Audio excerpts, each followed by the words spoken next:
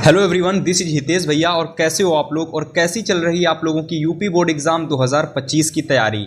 तो देखिए स्टूडेंट, आपको पता है कि हमारे चैनल पर आप सभी लोगों को वो इम्पोर्टेंट क्वेश्चन कराए जा रहे हैं जो कि आपके बोर्ड एग्जाम 2025 में आपको एकदम हूबहू देखने को मिलेंगे। और जो मेरे चैनल से तैयारी कर रहे हैं स्टूडेंट, उनको पता है कि जो मैं क्वेश्चन कराता हूं वो प्रश्न प्रीवियस ईयर में बहुत बार पूछे गए क्वेश्चन होते हैं। जैसा कि मैं आप सभी लोगों को एक बार दिखा देता हूं उस क्वेश्चन पेपर को। ठीक है, आप देख सकते हो ये वाला प्रश्न 2017 से लगाकर 2024 तक पूछा गया। ठीक है, ऐसे बहुत सारे क्वेश्चन मैंने इस वीडियो में शामिल किए हैं। ठीक है, तो जितने भी चैनल पर पहली बार स्टूडेंट आए हैं, मैं उनसे ये कहूँगा कि आप लोग एक काम करिए, इस पूरी वीडियो को देख लीजिए और वीडियो में बताए गए जो प्रश्न हैं आपके एग्जाम के लिए बहुत इंपॉर्टेंट है। आप यहां से इस चैनल से पढ़ के बोर्ड परीक्षा में 70 में 70 नंबर ला सकते हो। ठीक है, लेकिन इस वीडियो को आपको पूरा देखना होगा, इसके साथ आपको चैनल को भी सब्सक्राइब करना होगा। ठीक है, तो चलिए स्टार्ट करते हैं इस वन शॉट वीडियो को।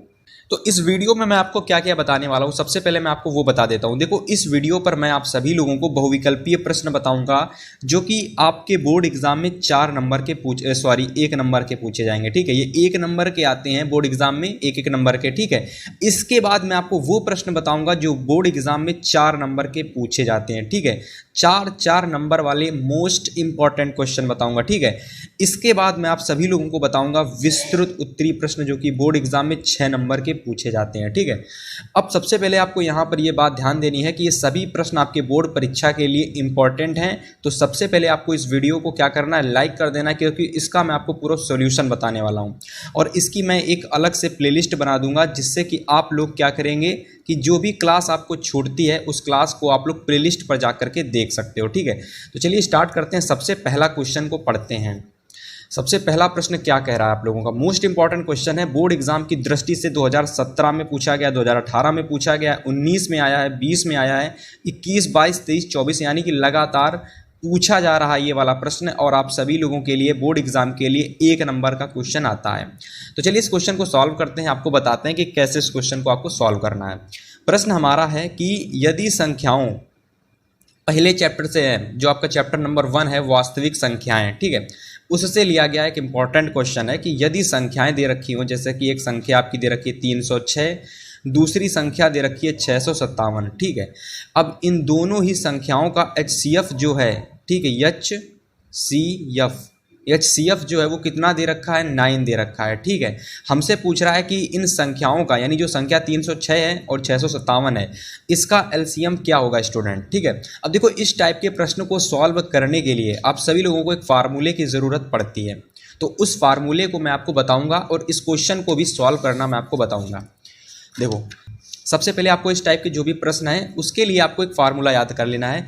या तो आपको बोर्ड एग्जाम, देखिए पहला क्वेश्चन हम लोग सॉल्व कर रहे हैं, क्वेश्चन नंबर 1 आपको बोर्ड एग्जाम में LCM पूछ सकता है, आपके बोर्ड एग्जाम में HCF पूछ सकता है ऐसे क्वेश्चन में। ठीक है, जितने भी इस टाइप के प्रश्न आएंगे उसमें या तो LCM पूछेगा या तो HCF पूछेगा। ठीक है, अब देखिए यहाँ पर कोई भी 2 संख्याएं दे सकता है, मतलब कि जैसे कि मान लो यहाँ पर A बराबर 306 दे दिया गया और B बराबर आपका दे दिया गया 657 दे दिया गया। ठीक है, ये 2 संख्याएं दे दी गई। अब आपको क्या करना है, यहाँ पर LCM आपको दे रखा है, HCF आपको जो है वो दे रखा है। ठीक है, LCM आपको ज्ञात करना है। LCM आपको क्या करना है, ज्ञात करना है। तो कैसे ज्ञात करोगे, तो इसके लिए आपको एक फार्मूला याद कर लेना है। ठीक है, एक फार्मूला है वो आपको याद कर लेना है। ठीक है, फार्मूला आप लोगों का क्या होता है, फार्मूला ये होता है कि HCF into LCM is equal to A into B। ये A इंटू B क्या है, तो ये A हमारी ये संख्या है और B हमारी ये वाली संख्या है। ठीक है, तो ये जो फार्मूला है स्टूडेंट, ये फार्मूला आप सभी लोगों को अच्छे से याद कर लेना है। ठीक है, यानी HCF गुणित LCM बराबर A इंटू B। ठीक है, इस फार्मूले को आपको अच्छे से एकदम याद कर लेना है। अब हम क्या करेंगे, यहाँ पर HCF का मान रख देंगे। HCF का मान कितना दे रखा है, तो HCF दे रखा है 657। HCF हम लोगों को 657 यानी 657 दे रखा है। इसके बाद देखिए स्टूडेंट, LCM हमको निकालना है, LCM हमको निकालना है, तो इसको एज इट इज रखे रहेंगे। A संख्या हमारी देखिए 306 दे रखी है, B संख्या हमारी 657 दे रखी है, तो दोनों को लिख लेते हैं। 306 गुणित 657 लिख लेंगे, ठीक है।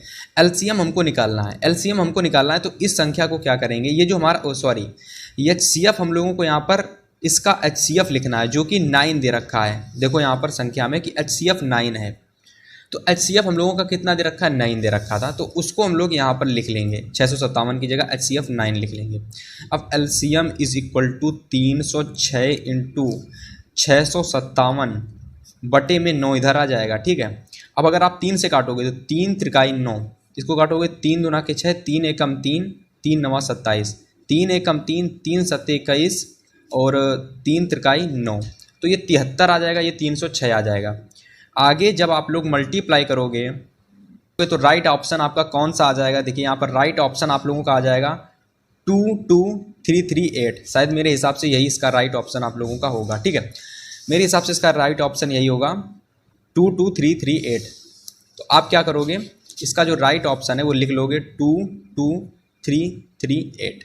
जब आप इसको गुणा कर लोगे तो फाइनली इतना ही आंसर आप लोगों का आएगा। तो इस तरीके से इसका जो राइट ऑप्शन है वो आप सभी लोगों का ये वाला इसका राइट ऑप्शन हो जाएगा, ठीक है। अब आपको क्या करना है कि इस क्वेश्चन में आपको ये वाला बिल्कुल सही ऑप्शन लगा लेना है, ठीक है। इस टाइप के जो भी प्रश्न आएंगे आपको उसमें ये वाला फार्मूला अप्लाई करना है, ठीक है। उम्मीद है आप सभी लोगों को ये वाले फार्मूले से आप लोग इस टाइप के सारे क्वेश्चन को सॉल्व कर लेंगे, ठीक है। चलिए अगला प्रश्न देखते हैं। अगला प्रश्न हमसे क्या कहता है, क्वेश्चन नंबर सेकेंड प्रश्न अगला टाइप है, और ये बोर्ड एग्जाम के लिए वेरी इंपॉर्टेंट क्वेश्चन है, वेरी इंपॉर्टेंट क्वेश्चन। प्रश्न है कि संख्याओं 144, आपको कोई भी संख्या दे सकते हैं, 144 दे देगा, 96 दे देगा, 86 दे देगा, तो कोई भी संख्या दे देगा, और आपसे कहेगा कि उसके अभाज्य गुणनखंड में अभाज्य गुणनखंडों की घातों का योग क्या है, योग बताइए, योग क्या होगा, ठीक है। तो भाई इस टाइप का प्रश्न आपकी बोर्ड परीक्षा में ज़रूर पूछा जा सकता है। अच्छे से प्रश्न को एकदम समझ लो और क्वेश्चन को तैयार कर लो, ठीक है। चलो सेकंड क्वेश्चन का राइट आंसर कैसे आपको निकालना है, चलिए देखते हैं। सबसे पहले यहाँ पर 144 यानी 144 का क्या करना है, अभाज्य गुणनखंड करने हैं। क्या करने हैं, अभाज्य गुणन, सबसे पहले तो गुणनखंड करने अभाज्य। तो कैसे करोगे, तो इसके लिए आपको कुछ नहीं करना, सिंपल एलसीएम कर लेना है। इसका सिंपल से एलसीएम कर लेना है 144 का। करोगे 2 से करोगे, 2 से करोगे तो 7 बार में, 2 बार में, फिर 2 से करोगे तो ये 3 बार में, 6 बार में आएगा, ठीक है। फिर 2 से जाएगा तो 1 बार में, 8 बार में जाएगा, ठीक है। एलसीएम आपको कर लेना, सिंपल से कुछ नहीं करना। 2 से करोगे 9 बार में जाएगा। अब ये 3 से जाएगा, 3 से करोगे 3 बार में जाएगा, फिर 3 से करोगे फिर ये 1 बार में जाएगा। अगर आप इसके अभाज्य गुणनखंड देखोगे, इस संख्या के अभाज्य गुणनखंड, तो केवल 2 आपको मिल रहे हैं। एक तो 2 आ रहा है और एक दूसरा आपका 3 आ रहा है। एक तो 2 आ रहा है, एक 3 आ रहा है, यानी अलग अलग संख्याएं आपको देखनी है। इसके बाद इनकी घातों को देखना है। 2 की घात कितनी है, तो 1 है, 2 है, 3 है, 4 है। तो 2 की घात यहाँ पर आप लोगों की 4 दे रखी है और 3 की घात 2 दे रखा है। तो देखो अब हमको प्रश्न में बोल रहा था कि इनकी घातों का योग बताइए। क्वेश्चन क्या कह रहा था, आपने अगर क्वेश्चन को ध्यान से समझा होगा तो घातों का योग पूछ रहा था, घातों का योग। तो घातों का योग कैसे करोगे, देखो 4 + 2, तो ये कितना आ जाएगा, 6 आ जाएगा। तो इसका राइट आंसर 6 होगा। इस टाइप से आपको क्या करना है, अभाज्य गुणनखंड के घातों का योग निकालना है, ठीक है। उम्मीद करता हूं अगर आपको यहाँ पर समझ में आया होगा, और अगर कहीं पर अगर 2 की जगह 5 दे दे, 7 दे दे, 6 दे दे, तो आप लोग उनकी घातों को जरूर देख लेना, घातें यहाँ पर कितनी दे रखी हैं। उनको अगर योग पूछता है तो योग निकालना है, ठीक है। उनका गुणनफल पूछता है तो आपको गुणनफल निकालना है। अगर आपको मतलब जो भी पूछता है आपको वो वहाँ पर निकालना है, ठीक है। और वैसे तो आपका गुणनफल और योगफल ही पूछा जाता है बेसिकली, ठीक है। तो इस टाइप का प्रश्न उम्मीद करते हैं सभी लोग अच्छे सॉल्व कर लेंगे। फिलहाल इसका राइट ऑप्शन अगर मैं बात करता हूँ तो ऑप्शन इसका 6 वाला जो राइट ऑप्शन है सही होगा। तो चलिए बात करते हैं कौन सा इसका ऑप्शन सही है। तो देखिए यहाँ पर आपको जो ऑप्शन सही था वो 6 आंसर आया था। इसका मतलब ऑप्शन नंबर जो बी है ये बिल्कुल इसका सही ऑप्शन होगा। अब इसको आप लोग बिल्कुल सही लगा लीजिए, ठीक है। चलिए अब मैं आपको बताने वाला हूँ थर्ड नंबर प्रश्न, क्वेश्चन नंबर थर्ड नंबर प्रश्न देखिए 2023 में पूछा गया है और 2024 में पूछा गया है। 70 में 70 नंबर अगर आपको लाना है बोर्ड एग्जाम 2025 में क्लास 10 मैथ में, आप लोगों को इस टाइप के प्रश्न जो प्रीवियस ईयर बोर्ड एग्जाम में बहुत ज़्यादा पूछे गए हैं, ऐसे क्वेश्चन आपको बोर्ड एग्जाम के लिए ज़रूर तैयार करके जाने होंगे, तभी जाकर के आप बोर्ड एग्जाम में 70 में 70 नंबर लेकर के आओगे। ठीक है, चलिए क्वेश्चन को पढ़ते हैं। प्रश्न क्या कह रहा है कि यदि रैखिक समीकरण युग्म में, यदि रैखिक समीकरण युग्म में क्या कह रहा है कि यदि रैखिक समीकरण युग्म में अपरिमित रूप से अनेक हल हों, ये हाल नहीं होगा, हल हैं, अपरिमित रूप से अनेक हल हैं, तो मान क्या होगा, तो के का मान क्या होगा, तो के का मान क्या होगा, तो के का मान आपसे पूछ रहा है। तो सबसे पहले आपको क्या करना है कि अपरिमित रूप से जो अनेक हल होते हैं, अपरिमित रूप से अनेक हल होते हैं, तो ऐसी कंडीशन आपको ध्यान देनी है कि ऐसी कंडीशन में कौन सा फार्मूला लगता है कि जब अपरिमित रूप से अनेक हल होते हैं, तो ऐसी कंडीशन में आपको क्या याद करना है कि कौन सा इसमें फार्मूला लगता है। ठीक है, तो आपको ये याद करना है फार्मूला कौन सा लगता है। बेसिकली अगर आप फार्मूले को याद कर लोगे तो क्वेश्चन आप लगा लोगे। तो अपरिमित रूप से अनेक हल, क्वेश्चन नंबर ये थर्ड है हमारा। ठीक है, अपरिमित रूप से अनेक हल, वही आप सभी लोगों को पता होगा कि अपरिमित रूप से अनेक हल में a1/a2 b1/b2 c1/c2 होता है। तो अपरिमित रूप से अनेक हल, अपरिमित रूप से अनेक हल कब होते हैं, अपरिमित रूप से अनेक हल कब होते हैं भाई, बताइए कब होते हैं, कि जब आप लोगों का a1/a2 बराबर होता है b1/b2 के, जब a1/a2 बराबर होता है b1/b2 के और c1/c2 बराबर होता है, ये आपस में कैसे होते हैं, बराबर होते हैं, तो ये होता है कुछ। ठीक है, तो ये कंडीशन होती अपरिमित रूप से अनेक हल की। अब देखिए करना क्या है इसमें,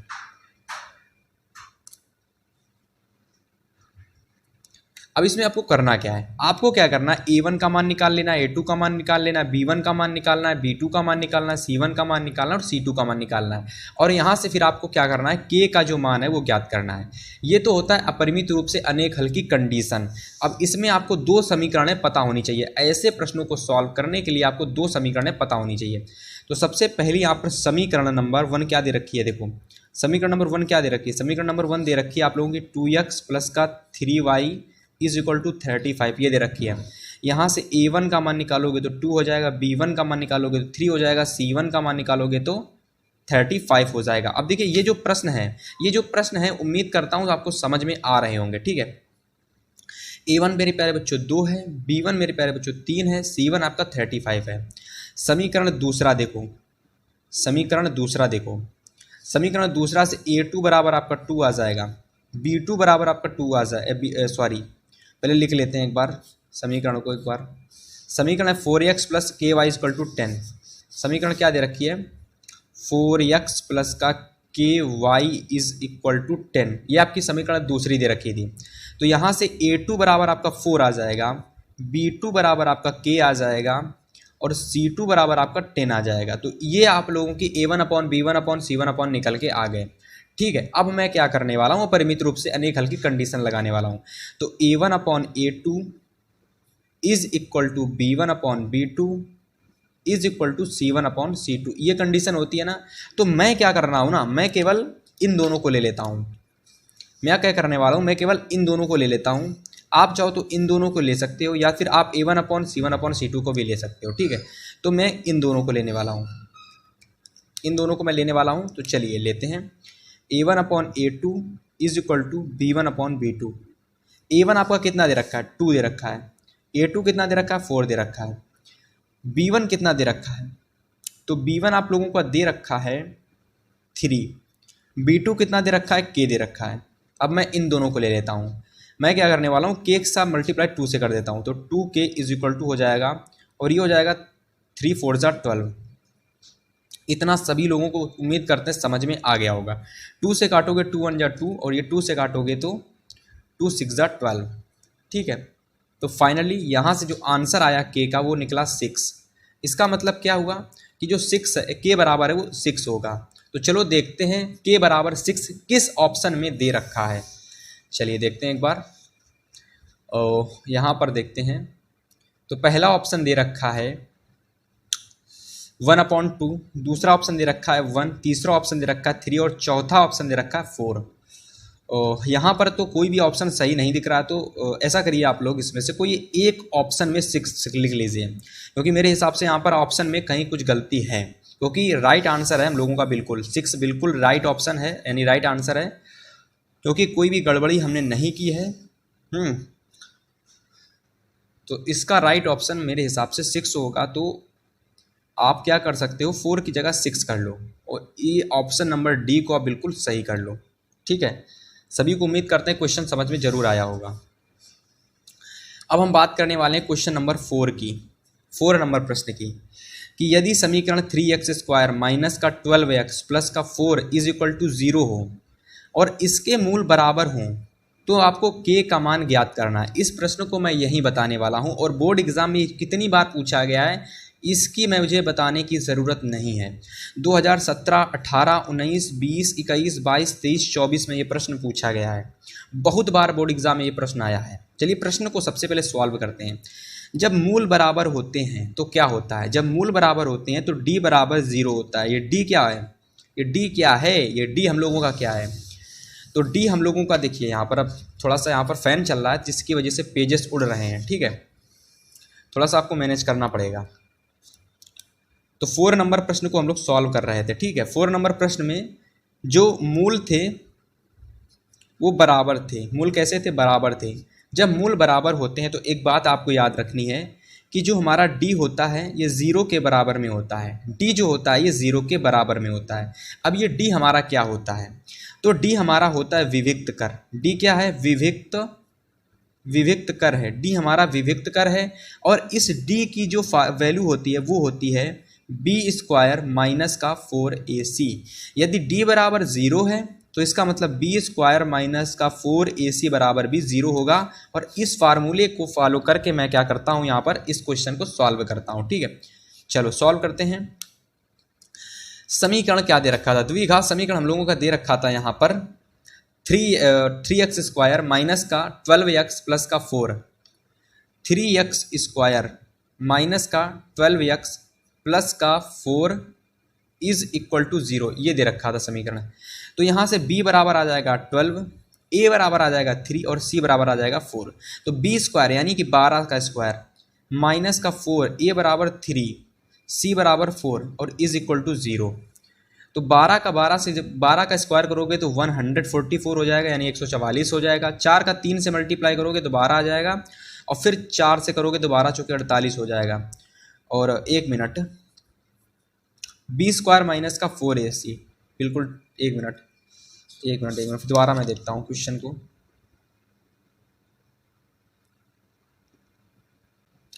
एक मिनट, यहाँ पर 4 नहीं है, यहाँ पर आपका 4 नहीं है प्रश्न में यहाँ पर k है।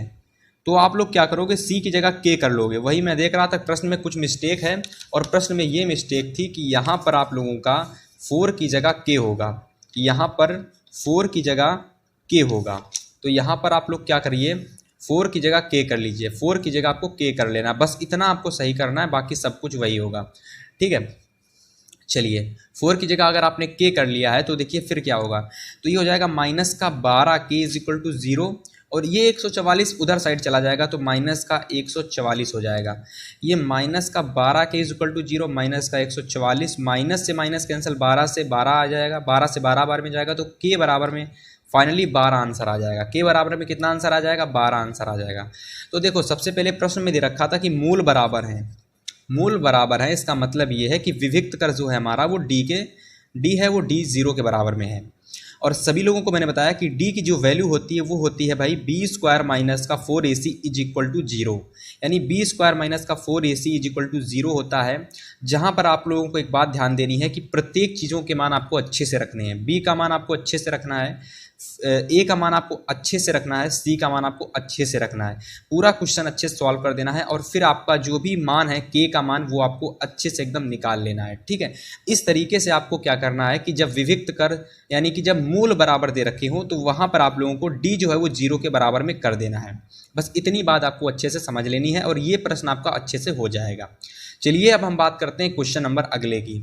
चलिए क्वेश्चन नंबर 5 देखते हैं, और एक क्वेश्चन मैं आपको होमवर्क के लिए भी दूंगा। तो क्वेश्चन नंबर 4 जो आप लोगों का है, इसमें कह रहा है कि द्विघात समीकरण दे रखा है, ये देखो द्विघात समीकरण है, कह रहा है कि इसका विविक्त कर कितना होगा, इसका विविक्त कर कितना होगा। तो सबसे पहले तो आपको एक चीज़ ये पता लगानी है कि विविक्त कर कैसे निकालते हैं। तो विविक्त कर निकालने की जो वैल्यू होती है वो होती है बी स्क्वायर माइनस का 4ac। इसमें क्या करोगे आप लोग, b का मान रखोगे माइनस का 6, और a का मान रखोगे 3, और c का मान रखोगे 4, और फिर क्या करोगे, यहाँ से आप लोग पूरा का पूरा मान निकाल लोगे। ये जितनी भी वैल्यू आएगी वो आपकी होगी d की वैल्यू। जो भी आपकी वैल्यू निकलेगी, ठीक है, आप लोग इसमें से देख लेना कि कौन सा इसका राइट ऑप्शन निकलेगा। वैसे मैं आपको बता दे रहा हूँ, इसका राइट ऑप्शन आएगा ऑप्शन नंबर सी, माइनस का 12। ठीक है, तो इस प्रश्न को आप स्वयं से ट्राई करना, क्योंकि मैंने इससे पहले इसी पैटर्न का क्वेश्चन कराया, क्वेश्चन नंबर 4, जो कि बोर्ड एग्जाम में सबसे ज़्यादा बार पूछा गया था, और उसी से मिलता जुलता प्रश्न 2024 में कुछ इस तरीके से पूछा गया था कि आपको एक समीकरण दे देगा द्विघात समीकरण, और उस द्विघात समीकरण में आपसे विविक्त कर पूछ देगा। ये नहीं कहेगा कि मूल बराबर हैं, बल्कि पूछ देगा कि विविक्त कर क्या है उसको बताइए। ठीक है, तो इस तरीके का प्रश्न आपको करना है होमवर्क के लिए। तो इसको मैं डाल देता हूं HW का क्वेश्चन। चलिए प्रश्न नंबर 6 देखिए। ये प्रश्न नंबर 6 हमारा क्या कह रहा है, 2024 में पूछा गया था, लेटेस्ट क्वेश्चन है कि समांतर श्रेणी 3 11 माइनस का 1 माइनस का 3 डॉट डॉट डॉट कह रहा है कि के लिए सर्वांतर होगा। सर्वांतर का मतलब क्या होता है? तो देखो, सर्वांतर का मतलब होता है कि भाई जैसे कि अगर आप लोग, जैसे ये दूसरा पद है, ये इसके लिए पहला पद है, ये इसके लिए, देखिए इस संख्या के लिए दूसरा पद है और इस संख्या के लिए पहला पद है। तो सर्वांतर का मतलब क्या होता है कि अगर आप दूसरे पद से पहले पद को माइनस कर दोगे। देखो समझो, यहाँ पर क्वेश्चन नंबर 6 है ये ना, तो प्रश्न नंबर 6 है, प्रश्न नंबर 6। यदि आप प्रश्न नंबर 6 में क्या निकाल रहे हो, सार्वांतर निकाल रहे हो ना, तो सार्वांतर निकालने का जो तरीका है वो क्या होता है कि दूसरे पद से आप पहले पद को अगर आप माइनस कर दोगे तो आप लोगों का जो सार्वांतर है वो निकल करके आ जाएगा। समांतर श्रेणी दे रखी है आप लोगों की, क्या दे रखी है समांतर श्रेणी, मैं आपको दिखाता हूँ। सार्वांतर श्रेणी दे रखी है 3 1 माइनस का 1 माइनस का 3, ये आपका दूसरा पद है, ये आपका पहला पद है। तो 1 माइनस का 3 कर दो, 1 माइनस का 3, ये संख्या छोटी है, ये संख्या बड़ी है, तो क्या होगा, छोटी से जब बड़ी संख्या घटेगी तो माइनस में आएगा। और कितना आएगा, 1 से 2 घटाओगे, यानी 3 से ही 1 को घटाओगे तो 2 आएगा। तो हमेशा जो बड़ी संख्या होती है उससे ही छोटी संख्या घटती है, लेकिन जो चिन्ह होता है वो माइनस में आता है, क्योंकि बड़ी संख्या से छोटी संख्या से बड़ी संख्या घट रही थी, इसलिए -2 इसका राइट आंसर हो जाएगा। चलिए ऑप्शन देखते हैं, तो ऑप्शन नंबर सी बिल्कुल लॉक कर लीजिए, ये बिल्कुल इसका राइट ऑप्शन हो जाएगा। चलिए इस टाइप के प्रश्न उम्मीद करते हैं बोर्ड एग्जाम में आएंगे तो कर लोगे, बहुत आसान होता है, 1 ही सेकंड में आंसर आ जाता है इसका। चलिए अब हम आपको बताने वाले 7 नंबर प्रश्न, जो कि मोस्ट इम्पॉर्टेंट क्वेश्चन है, मोस्ट IMP क्वेश्चन है। आपसे प्रश्न क्या पूछ रहा है, प्रश्न आपसे कह रहा है कि x अक्ष पर स्थित बिंदुओं 2, माइनस का 5 और माइनस का कितना दे रखा है, ये माइनस का, एक मिनट देखते हैं, माइनस का 2,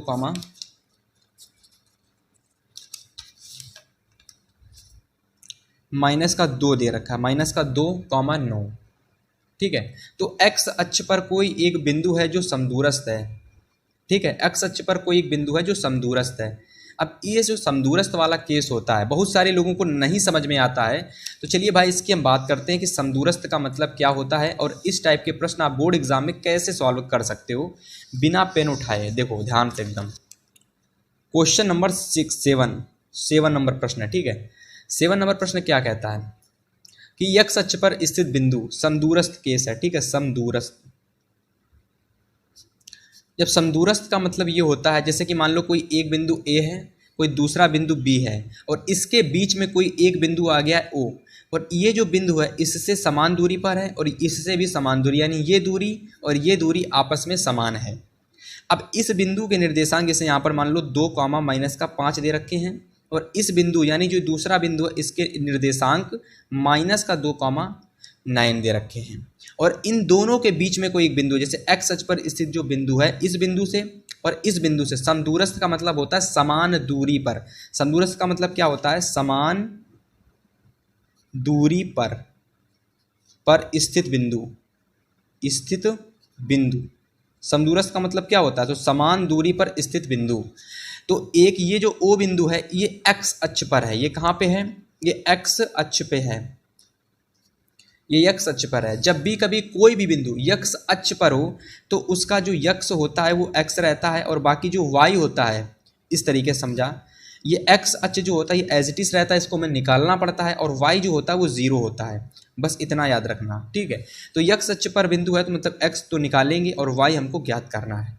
तो इतना केस आपको अच्छे से समझ लेना, ये बेसिक था। अब चलिए प्रश्न को सॉल्व करते हैं। हम क्या करने वाले हैं, ये दूरी और ये दूरी यानी ये दूरी और ये दूरी आपस में कैसी है? बराबर है। क्या करेंगे? AO is equal to OB लिख लेंगे। बीच की दूरी का फार्मूला सभी लोगों को पता है कि नहीं पता है? पता है। फार्मूला होता है x2 माइनस का x1 का whole square plus y2 minus y1 का होल स्क्वायर, ये होता है। और इज इक्वल टू अगर हम यहाँ से दूसरा और आगे करेंगे तो इस बार हम कर लेंगे यहाँ पर x2 मान लेते हैं इसको और x3 मान लेते हैं इसको, तो x3 माइनस x2 का होल स्क्वायर। जैसे कि मैंने 2 को 1 से घटाया था, यहाँ हम 3 से 2 को घटा देंगे, बस बात खत्म। आगे देखिए y3 माइनस y2 का होल स्क्वायर। अब एक काम कर सकते हो कि इस रूट से आप इस रूट को घटा सकते हो, तो केवल बचेगा x2 माइनस x1 का whole square plus y2 minus y1 का whole square is equal to x3 minus x2 का whole square plus y3 minus y2 का होल स्क्वायर। अब x2 x1 y2 y1 और x3 x2 और y3 y2 y1 का जब आप मान रखेंगे तो आंसर आपका फाइनली आ जाएगा। तो चलिए मान को रखते हैं। तो चलिए जब मान को आप रखोगे तो कितना आंसर आएगा, तो चलिए बात करते हैं। देखो यहाँ पर अगर आप देखोगे 2 माइनस x2 आपका कितना हो जाएगा, देखो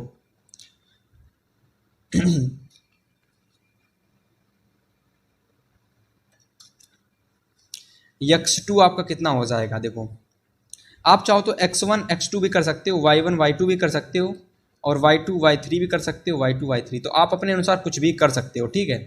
तो मैं इसको y1 y2 1 2 कर लेता हूँ, इससे मुझे आराम रहेगा। आप इसको कैसा भी कर सकते हो, आप 2 से 3 को 3 से 2 को भी घटा सकते हो। x1 देखिए कितना दे रखा है, x1 हम लोगों का दे रखा है 2 और आपका x2 कितना दे रखा है, x इसका होल स्क्वायर प्लस y1 कितना दे रखा है, माइनस का 5 प्लस नहीं माइनस y2 कितना दे रखा है, 0 इसका होल स्क्वायर कर लीजिए। इसके बाद इज इक्वल टू x2 कितना दे रखा है, x3 कितना दे रखा है, माइनस का 2 इसका होल स्क्वायर कर लीजिए प्लस y2 कितना दे रखा है, 0 y1 कितना y3 कितना दे रखा है, -9 तो इसका होल स्क्वायर कर लीजिए। ये a माइनस बी का होल स्क्वायर बनेगा a स्क्वायर मतलब कि 4 प्लस का b स्क्वायर यानी x स्क्वायर माइनस का 2ab यानी 2 2 जा 4 और b यानी x प्लस का ये माइनस का है तो 5 50 के 25 से प्लस का 25 आ जाएगा इज इक्वल टू ये x प्लस 2 का होल स्क्वायर हो जाएगा। जब ये सब कुछ खत्म हो जाएगा तो प्लस आ जाएगा, तो x प्लस 2 का होल स्क्वायर यानी x स्क्वायर प्लस का 2 स्क्वायर यानी 4 प्लस 2ab यानी वही 4x हो जाएगा। फिर यहाँ पर प्लस, अब ये 9 माइनस का है तो जब इसको 9 का स्क्वायर करोगे तो ये 81 आ जाएगा, वो भी प्लस का आएगा, ठीक है। आया समझ में। अब यहाँ से ये 4 और ये 4 कैंसिल हो जाएगा, ये एक्स स्क्वायर और ये एक्स स्क्वायर कैंसिल हो जाएगा। और अगर आप देखोगे तो ये माइनस का 4x है, ये प्लस का 4x है, ये माइनस का इधर, ये प्लस का इधर आएगा तो माइनस का हो जाएगा, तो माइनस का 4x हो जाएगा। ये प्लस का 81 था, ये माइनस का हो जाएगा इधर जाके, तो माइनस का 25। 81 से 25 को घटाओगे तो आएगा कितना, 56। 4 से 4 तो जाएगा 8x, 8 से करोगे तो 8 7 56, तो x बराबर आ जाएगा माइनस का 7, ये माइनस उधर चला जाएगा तो माइनस का 7 आ जाएगा। तो फाइनली इस तरीके से क्या होगा, आपका राइट आंसर यहाँ पर आ जाएगा, ठीक है। x बराबर माइनस का 7। हमसे पूछ रहा था प्रश्न में कि बिंदु का निर्देशांक क्या होगा। देखो x आपने निकाला कितना, x अक्ष आपने निकाला माइनस का 7, y आपका दे रखा था 0, तो कितना निकलेगा, xy निकलेगा आपका माइनस का 7,0। तो माइनस का 7,0 जहाँ पर भी ऑप्शन दिखे आप उसको बिल्कुल सही लगा लेंगे। तो चलिए अभी हम बात करते हैं माइनस का 7,0 कहाँ दे रखा है। तो ये आपका ऑप्शन दे रखा है, ये बिल्कुल सही ऑप्शन है, तो आप इसको बिल्कुल सही कर लेंगे। अब हम बात करते वाले हैं क्वेश्चन नंबर 8 की। 8 नंबर प्रश्न देखिए, 8 नंबर क्वेश्चन क्या कह रहा है, बहुत ही इंपॉर्टेंट क्वेश्चन है, देख लीजिए आप लोग। प्रश्न हमसे ये कह रहा है कि एक बिंदु हमारा दे रखा है माइनस का 3,5, माइनस का 3,5 एक बिंदु दे रखा है और इसकी वाई अक्ष से आपको दूरी ज्ञात करनी है। कहाँ से दूरी ज्ञात करनी है, वाई अक्ष से इसकी दूरी ज्ञात करनी है। देखो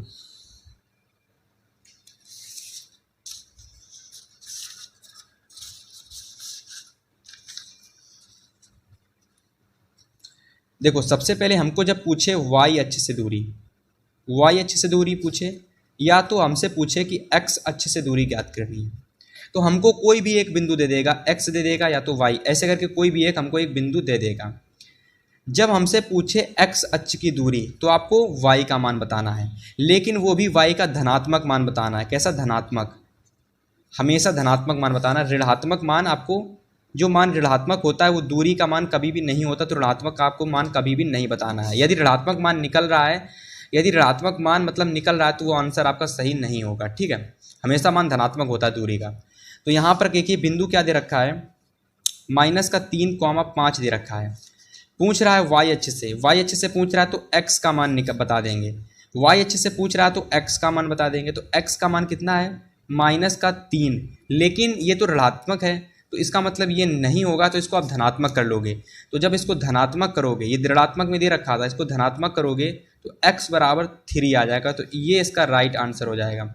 अगर ऋणात्मक दे रखा है तो धनात्मक कर लोगे, लेकिन अगर धनात्मक में ही दे रखा है तो उसको ऋणात्मक में नहीं करोगे। हमेशा दूरी धनात्मक होती है, इस बात को आपको याद रख लेना है, ठीक है। अब चलिए इसका राइट ऑप्शन देखते हैं। कहाँ 3 दे रखा है, कोई नहीं दे रखा है। 5 दे रखा है, 2 दे रखा है, माइनस का 3 दे रखा है। बहुत सारे लोग इसको सही लगा लेंगे, लेकिन ये भी गलत है, क्योंकि दूरी कभी भी ऋणात्मक नहीं होती है। तो ये तो वैसे भी नहीं होगा, तो ये तो वैसे भी नहीं होगा और ये भी नहीं होगा। तो इसका राइट आंसर हो जाएगा डी नंबर, यानी कोई नहीं, क्योंकि राइट आंसर आ रहा है 3। तो इसका राइट आंसर क्या हो जाएगा, ऑप्शन नंबर डी बिल्कुल सही होगा, कोई नहीं, क्योंकि 3 कहीं ऑप्शन में दिख ही नहीं रहा है भाई, ठीक है। तो इस वजह से ये बिल्कुल इसका सही ऑप्शन हो जाएगा। ये बिल्कुल आप सही लगा लोगे, इसको समझ गए। चलिए क्वेश्चन नंबर 9 को पढ़िए। 9 नंबर क्वेश्चन कह रहा है कि यदि 3 cot a बराबर 4 हो, और बोर्ड एग्जाम में देखिए 2020, 23, 24 में पूछा गया है, वेरी इंपॉर्टेंट है, बोर्ड एग्जाम 2025 में पूछे जा सकता है।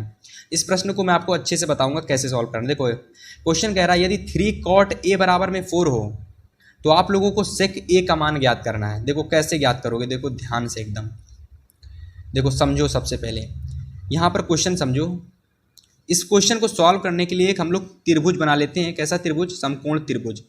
समकोण त्रिभुज बना लेते हैं, ABC, एक समकोण त्रिभुज बना लेते हैं। ये इसका लंब होता है, ये इसका आधार भुजा होता है, ये इसका कर्ण भुजा होता है, ठीक है, समझ में आया। कर्ण लंब आधार। यहाँ पर क्या दे रखा है, 3 cot a बराबर में 4 दे रखा है, ठीक है। दे रखा है कि नहीं दे रखा, तो cot a बराबर में कितना हो जाएगा, 4/3 हो जाएगा।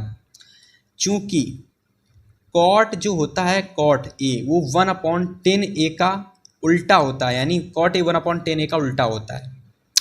और 10a बराबर क्या होता है, लंब बटे क्या होता है, कक्का, यानी आधार होता है। लंब बटे आधार होता है 10a बराबर। तो cot a बराबर इसका उल्टा कर दो तो आधार बटे लंब हो जाएगा। यदि लंब आप लोगों का दे रखा है कितना, अब देखो सबसे पहले यहाँ पर cot a बराबर कितना, आधार कितना दे रखा है, आधार कितना दे रखा है, 4 दे रखा है। यहाँ देखो, यहाँ से निकालो, यहाँ से आधार कितना दे रखा है, 4 दे रखा है। लंब कितना दे रखा है, 3 दे रखा है। तो यहाँ पर लंब आप लोग कितना करोगे, लंब करोगे 3, आधार करोगे 4, तो कर्ण आपका कितना आ जाएगा, ऑटोमेटिक 5 आ जाएगा, ठीक है, ऑटोमेटिक 5 आ जाएगा। चलिए हमको निकालना क्या है, हमको निकालना सेक ए। तो यहाँ देखिए सेक ए बराबर में क्या होता है, सेक ए बराबर में होता है 1/cos a, cos a होता है। और cos a, चूंकि cos a बराबर में क्या होता है, आधार बट्टे, यानी आधार बट्टे लंब, आधार बटे लंब होता है, ठीक है, आधार बटे कर्ण होता है, लंब नहीं, आधार बटे कर्ण होता है। तो आधार हम लोगों का कितना दे रखा है 4, कर्ण हम लोगों को कितना दे रखा है 5। अब अगर आप इसको उल्टा कर लोगे तो सेक ए की वैल्यू आ जाएगी, तो 5/4 ये सेक ए का मान हो जाएगा। ये आपका किसका मान हो जाएगा, सेक ए का मान ये आपका हो जाएगा, ये सेक ए का मान हो जाएगा 5/4। तो चलिए ऑप्शन देखिए 5/4 कहाँ दे रखा है। चलिए ऑप्शन देखते हैं। तो इस तरीके से आपको क्या करना है कि अगर कहीं आपके बोर्ड एग्जाम में इस टाइप का प्रश्न दिखाई दे, अगर कह दे 3 cot a बराबर में 4 है और सेक ए का मान ज्ञात कीजिए, या तो 3 sin a 3 cos a 3 sec a, तो इस टाइप के प्रश्न आपको अच्छे से कर लेने हैं, ठीक है। चलिए इसका राइट ऑप्शन 5/4 है। तो चलिए कौन सा देखते हैं। तो चलिए 5/4 ऑप्शन देखते हैं। तो ऑप्शन नंबर बी बिल्कुल सही, ये वाला ऑप्शन होगा ऑप्शन नंबर 9 का, ठीक है। चलिए देख लेते हैं क्वेश्चन नंबर 10 को देखते हैं। और बोर्ड एग्जाम 2024 में ये प्रश्न आया था, लेटेस्ट प्रश्न है एकदम, देखिए बहुत आसान क्वेश्चन है, देखिए ध्यान से एकदम। जिन लोगों को टेबल याद है कि sine 0 degree, sine 30 degree, sine 45 degree, sine 60 degree, sine 90 degree का मान क्या होता है, उनको तो आंसर एकदम मुंह पर रखा होगा।